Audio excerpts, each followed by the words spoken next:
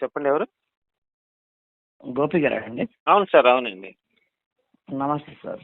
నమస్తే సార్, చెప్పండి సార్. నా పేరు డిఎల్ గజ. ఏంటి సార్ అది? డిఎల్ గజ. డిఎల్ గజ. Okay sir. డిఎల్ అంటే అండి? దేవుని కుమారుల. చెప్పండి సార్, చెప్పండి.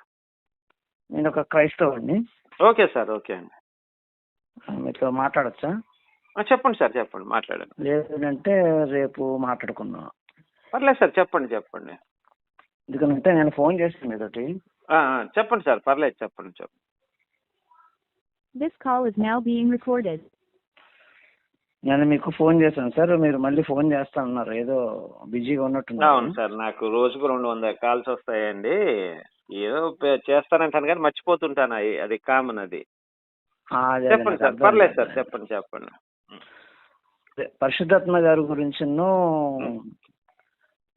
మరియమ్మ గారి గురించి కొద్దిగా మీరు ఏదో తప్పుగా మాట్లాడుతున్నారు. ఇంతకీ మరియమ్మ గారు ఏంటంటారు అది,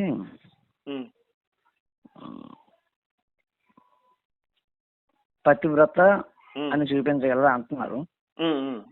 అదొకసారి ఎక్కడ చూపించుతారా బైబిల్లోనా? పతివ్రత కాదని చెప్తున్నామండి మేము.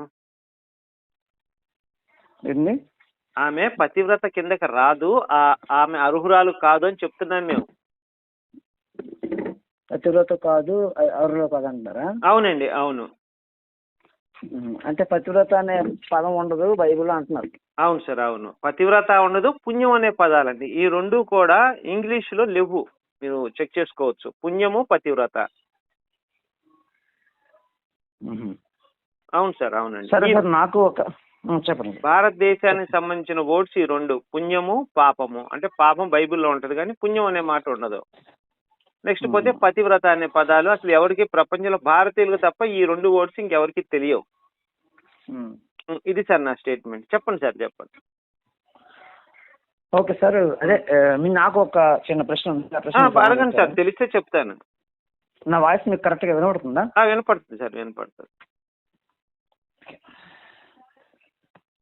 నాకు మీరు ఒకవేళ ఇప్పుడు మన ఇద్దరు మాట్లాడుకున్న దాంట్లోన వ్యంగ్యంగా ఏం మాట్లాడినా సరే, మీ యొక్క రామాయణం ఏదైతే ఉందో బుక్, గ్రంథం, దానిపై నేను వ్యంగ్యంగా మాట్లాడను, ప్రశ్నిస్తాను.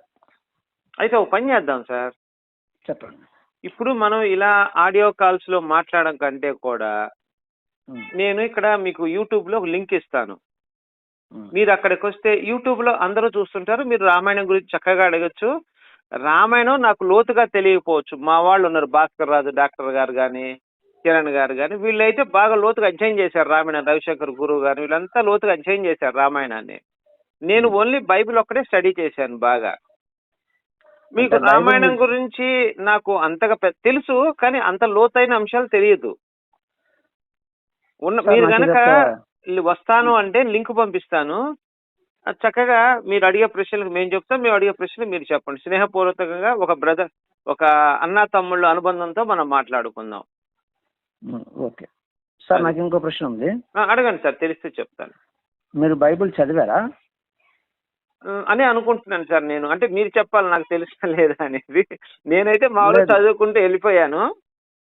అంటే మీరు బైబిల్ చదివారా లేక అధ్యయనం చేశారా? లేదు, చదివాను, అధ్యయనం చేశానండి, లోతుగా అధ్యయనం చేశాను. కొన్ని విషయాల్లో బైబిల్ అంతా లోతుగా అధ్యయనం చేయలేదు కానీ నాకు అనిపించిన కొన్ని విషయాలు ఇది చదివితే బాగుంటుంది, లోతుగా అధ్యయనం చేస్తే బాగుంటుంది అని కొన్ని పదాలను అయితే హిబ్రూ భాష నుంచి కూడా తర్జుమా చేసి నేను చదువుకున్నాను. ఆదిమ హిబ్రూ భాష, పాత నిబంధన, కొత్త నిబంధన గ్రీక్ లోంచి కొన్ని పదాలు నేను అనువదించుకొని వాటిని చూశాను.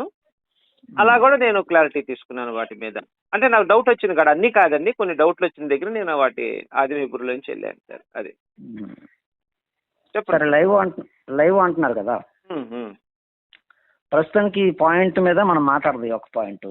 దాని తర్వాత మీరు లైవ్ అన్నారు ఏదైతే ఉందో, ఆ లైవ్ మరలా మనం ఏదో ఒక రోజు చూసుకొని పెట్టుకుందాం. నేనే ఫోన్ చేస్తాను. మీ ఇష్టం సార్, మీ ఇష్టం అండి, బలవంతమే లేదు. ఇప్పుడు మన ఇద్దరం మాట్లాడుకుంటే దీనివల్ల ప్రజలకి ఏం ఉపయోగం లేదు. ఇప్పుడు మీరు అడిగే ప్రశ్న అంటే ఇప్పుడు ప్రస్తుతానికి మీరు ఉపయోగం లేదంటున్నారు కదా, మీరు మాట్లాడింది రికార్డ్ చేయొచ్చు. చేసుకోండి మీరు సార్, చేసుకోండి. మీరు మాట్లాడింది నేను మాట్లాడింది మీరు రికార్డ్ చేయొచ్చు, మీరు మాట్లాడింది నేను రికార్డ్ చేస్తాను. అవును సార్, అవును సార్. ఒకవేళ ఈ రికార్డులో ఉన్న ఎవరిది సత్యమో ఎవరిది అసత్యమో అని అన్నది ఖచ్చితంగా నేను అంటే మీరు మీకు ఎలాగైతే యూట్యూబ్ వీడియో చేస్తున్నారో మీకు యూట్యూబ్ ఛానల్ ఉందా అండి? నేను యూట్యూబ్ ఛానల్ నాకు లేదు. ఒకవేళ ఉన్నప్పటికీ మీది ఉంది కదా, మీ ఉంది దాంట్లో సార్, నేను నాది లింక్ ఉంది. పెడతాను. ఏంటండి? మీ దాంట్లో నేను లింక్ పెడతాను. ప్రతి గ్రూపులో ప్రతి వీడియో కూడా మీరు వీడియోలు పెడతాను కదా, ఆ వీడియోలో లింక్ పెడతాను మీకు. సరే, లింక్ పెడితే ఆటోమేటిక్ గా ఎవరో ఒకరు ఖచ్చితంగా లింక్ ని ఓపెన్ చేయడం జరుగుతుంది. దాన్ని చూసిన వాళ్ళు చూస్తారు, లేకపోతే లేదు. అది కూడా మీతో మాట్లాడింది కూడాను నేను ఎందుకు మీతో మాట్లాడుతానంటే, మీతో మాట్లాడడానికి నాకు పెద్దగా ఇష్టం లేదు. ఎందుకనంటే కారణం చెప్తాను, చెప్పండి సార్. తర్వాత మీరు మాట్లాడచ్చు. ఓకేనా? చెప్పండి. ఎందుకు మాట్లాడుతున్నానంటే మీరు మాట్లాడే దాంట్లోన కొన్ని నిజాలు ఉన్నాయి, కొంత నా మనసు బాధ అనిపించింది కాబట్టి మాట్లాడుతున్నాను. నిజాలు ఏంటి అని అన్నది మీకు చెప్తాను. మొదట నిజాలు ఏంటంటే, మా వాళ్ళు చాలా మంది సాక్ష్యాలు అన్న పేరుతో మాట్లాడుతున్నారు. అది బైబిల్కి విరుద్ధమైన మాట. అది పక్కన చెప్పగలను. Okay sir. ఇకపోతే అంటే ఇప్పుడు వీళ్ళు అంటే ఒక చిన్న డౌట్ సార్, బెల్లంపల్లి ప్రవీణ్ చేస్తున్నవి మెరాకిల్స్ తప్పు అంటే సార్, ఇది మీరు ఒక్కళ్ళే తప్పు అంటున్నారు. బెల్లంపల్లి ప్రవీణ్ అంటే మీకు భవిష్యత్తు తెలిసే ఉంటుంది. వీళ్ళంతా హనీ జాక్సన్, పర్లేదు, ఏం భయపడను. హనీ జాక్సన్ లేకపోతే జాన్ బాబు అనే పాస్టర్లు, వీళ్ళందరూ కూడా 199 మంది మెరాకిల్స్ ఉన్నాయి, యేసు ప్రభు మెరాకిల్ చేస్తాడని చెప్తున్నారు. మీరు ఒక్కళ్ళే కాదని చెప్తే వాళ్ళందరికీ మీరు వ్యతిరేకం అయిపోరా? మరి ఇది నా ప్రశ్న అండి. హనీ జాన్సన్ ఎవరైతే ఉన్నారో మెరాకిల్ ఉన్నది అని చెప్పడు. అంటే చేసే వాళ్ళని సమర్థిస్తాడు కదండి. ఇప్పుడు సార్ ఒక్క అనుకుంటే తప్పవుద్ది. మీరు ఇక్కడే పొరపడ్డారండి. అతను సాక్ష్యం విన్నారండి మీరు? లేదు. మరి వినలేదు కదండి. ఇప్పుడు సార్ మనం స్టేట్మెంట్ ఇచ్చేటప్పుడు మనకు పూర్తిగా తెలిస్తేనే స్టేట్మెంట్ ఇవ్వాలి. అతను ఇచ్చిన ఆ సాక్ష్యం ఏంటంటే, అతనికి టీబీ రోగం వచ్చిందట. టీబీ రోగము మందులు వేసుకుంటే అప్పటిదాకా తగ్గలేదట. యేసయ్య ప్రార్థన చేసి మందులు వేసుకుంటే మందులు పనిచేసి అతనికి టీబీ తగ్గిపోయిందట. ఇది అతను ఇచ్చిన స్టేట్మెంట్. నన్ను యేసయ్య స్వస్థపరిచాడని చెప్పి అతను సాక్ష్యం కూడా చెప్పాడు. మీరు చూడండి. కాకపోతే నేను అబద్ధం చెప్పను. వాళ్ళ భార్య కూడా ఒక సాక్ష్యం చెప్పిందండి. వాళ్ళకి పిల్లలు పుట్టరు అనుకున్నట్ట. ఆమె యేసయ్యకి ప్రార్థన చేస్తే ఈమె గర్భవతి అయిందట. ఇవన్నీ నేను చెప్పినవి కదా సార్. మీరు ఆయన ఛానల్లో కొట్టి చూడండి, ఆయన దాంట్లోనే ఉంటాయి. వాళ్ళ భార్య చెప్పిన సాక్ష్యం, ఈయన చెప్పిన సాక్ష్యాలన్నీ ఉంటాయి. లేదు నేను ఇవన్నీ మీరు ఒకసారి నాకు లింక్ పంపించంటే ఈ 2 లింకులు కూడా మీకు పంపిస్తాను, మీరు చెక్ చేసుకోవచ్చు. ఇప్పుడు చెప్పండి సార్. తర్వాత చెప్పండి సార్. చెప్పండి. ఇక సాక్ష్యాల గురించి మనం ఆలోచిస్తే, ఇక అద్భుతాల గురించి మనం ఆలోచిస్తే, బైబిల్లో ఉండే అద్భుతాలు ఏవైతే ఉన్నాయో ఈరోజు జరుగుతున్నాయి. మరి మార్క్స్ వార్త 16 మార్కు 16, 17, 18, 19, 20, 21 ఎన్ని వచనాలు ఉన్నాయి కదా సార్. అవునండి. మా యేసుని నమ్మి బాప్టిజం పొందిన రక్షించబడిన తర్వాత అతను పాములు పట్టుకొని అతనికి ఏమీ కాదు, విషకరమైన తాగుది బైబిల్లో ఆల్రెడీ రాసింది కదా. మీరు వీళ్ళకి సంబంధించిన కావు. అంటే పాస్టర్లకు సంబంధించింది కాదా అది? కావు. ఓకే అండి. ఓకే, మరి ఎవరికి సంబంధించిందని మీరు అంటారు? అవి ఆ రోజు యేసుక్రీస్తు వారు ఎవరు ఆ కాలంలో, యేసుక్రీస్తు వారు ఉన్న కాలంలో ఆయన చుట్టూ ఎవరైతే ఉన్నారో, లేదా ఆయన వెళ్ళిపోయిన తర్వాత 12 మంది లేదా 13 మంది ఎవరైతే ఉన్నారో వాళ్ళకి మాత్రమే సంబంధించినవి. మన అక్కడ రాశారండి ఆ పాయింట్, మీరు చెప్పిన పాయింట్ అక్కడ రాశారా? ఇది వాళ్ళకి మాత్రమే సంబంధించిందని? లేదండి. మరి రాయినప్పుడు సార్ చెప్తాను. ఒక నిమిషం సార్, నేను ఒక మాట చెప్తాను మీకు. సార్ ఎప్పుడు కూడా ఒక దైవ గ్రంథం అని మన ప్రజలు నమ్ముతున్నప్పుడు దాని మీద మన సొంత అభిప్రాయాలు ఎప్పుడు చెప్పకూడదు సార్. కాదు, నేను చెప్పేదేనండి సార్. నేను ఎప్పుడు కూడా ఎవరితో ఆర్గ్యుమెంట్ చేసినా బైబుల్లో ఉన్నది ఆర్గ్యుమెంట్ చేస్తాను తప్ప, బైబుల్ దాటి ఇదిగో ఇలా ఇలా ఇలా అని చెప్పి నేను ఆర్గ్యుమెంట్ చేయనండి 90%. అలా మీరు కూడా ఏదైనా స్టేట్మెంట్ ఇచ్చేటప్పుడు ఇది రైట్ అన్నప్పుడు మీరు బైబిల్లోంచి రిఫరెన్స్ చూసి మాట్లాడాలి. అంటే ఇప్పుడు బైబిల్లో నుంచి రిఫరెన్స్ నేను చూపించగలను, అది అపోస్తల కార్యాలలో ఉంది. దానికి అంత సమయం లేదు కనుక నేను మామూలుగా మీకు టూకీగా చెప్తాను. ఒకటి, అద్భుతాలు ఏవైతే ఉన్నాయో అవి లేవు, ఇప్పుడు లేవు. ఎందుకంటే బైబిల్లో ఆల్రెడీ మన పౌలు గారి విషయం దగ్గరికి వచ్చేసరికి అక్కడ ఆగిపోయినట్టుగా మనకు కనబడతాయి. తిమోతి గారికి కడుపు జబ్బు ఎలాగైతే వస్తుందో నీవు కొంచెం కొంచెంగా మెడిసిన్ తీసుకొని ఆయన అని చెప్తాడు ఆయనకి. ఇది వరకు ఆయన చేసి నడికొట్టి అయినా విప్పి ఇచ్చిస్తే తగ్గిపోయే స్వస్థతలు ఏవైతే ఉన్నాయో తిమోతి దగ్గరికి వచ్చేసరికి చేతి కట్ట తన చేతితో రాసిన ఉత్తరం ఆయన చేతికి వెళ్ళినప్పటికీ తగ్గటం లేదు అంటే అప్పటికే ఆగిపోయినట్టుగా మనకు కనబడుతుంది అక్కడ. ఓకే, అతనికి విశ్వాసం లేదేమోనండి, అతని విశ్వాసం సన్నగిల్లిందేమోనండి, అందుకని ఆ స్వస్థత జరిగిపోయి ఉండొచ్చు కదా. లేదు లేదండి, విశ్వాసానికి ఈ సన్నగిల్లిపోవడానికి సంబంధం లేదు. అంటే దేవుడి పట్ల విశ్వాసం ఉంటే కార్యం జరుగుతుందని బైబిలే చెప్పిందండి. విశ్వాసం లేదా కార్యం జరగదని బైబిలే చెప్పింది. మరి ఆయనకి ఏమన్నా విశ్వాసం సన్నగిల్లి ఉండొచ్చేమో కదా, అతను సరిగా ప్రార్థన చేయకపోయి ఉండొచ్చు కదా.